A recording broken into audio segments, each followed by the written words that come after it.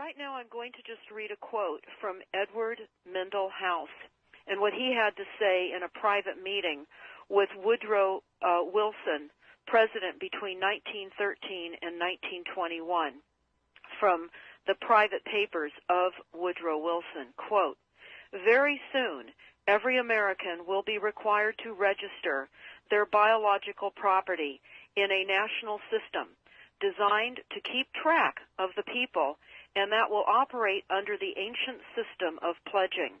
By such methodology, we can compel people to submit to our agenda, which will affect our security as chargeback for our fiat paper currency. Every American will be forced to register or suffer not being able to work and earn a living. They will be our chattel, and we will hold the security interest over them forever by operation of law merchant under the scheme of secured transactions. Americans, by unknowingly or unwittingly delivered the bills of lading to us, will be rendered bankrupt and insolvent, forever to remain economic slaves through taxation secured by their pledges. They will be stripped of their rights and given commercial value, designated to keep us a profit that will be none the wiser. For not one man in a million could ever figure out our plans, and if by accident one or two would figure it out, we have in our arsenal plausible deniability. After all, this is the only logical way to fund government, by floating liens and debt to the registrants in the form of benefits and pledges. This will inevitably reap us huge profits beyond our wildest of expectations and leave every American a contributor to this fraud, which we will call social insurance.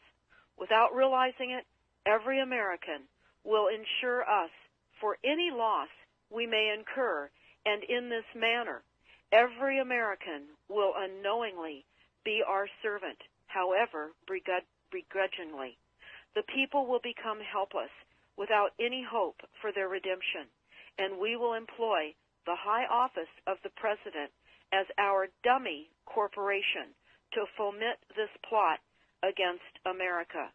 Having established plausible deniability, even if people become enlightened that they had a remedy and pursued it, the attorneys, judges, and legislators could claim that they did not understand the people's claims, especially if the technical requirements for achieving it were not followed pursuant to statutory requirements. Requiring the public schools to teach civics, government, and history classes out of federally approved, politically correct textbooks written by the publishing houses, owned by the owners of the Federal Reserve, would assure that the people would not discover the remedy for a long time, if ever. I would recommend that everyone read Fruit from a Poisonous Tree by Melvin Stamper, M-E-L-V-I-N, Stamper, S-T-A-M-P-E-R. That is Fruit from a Poisonous Tree.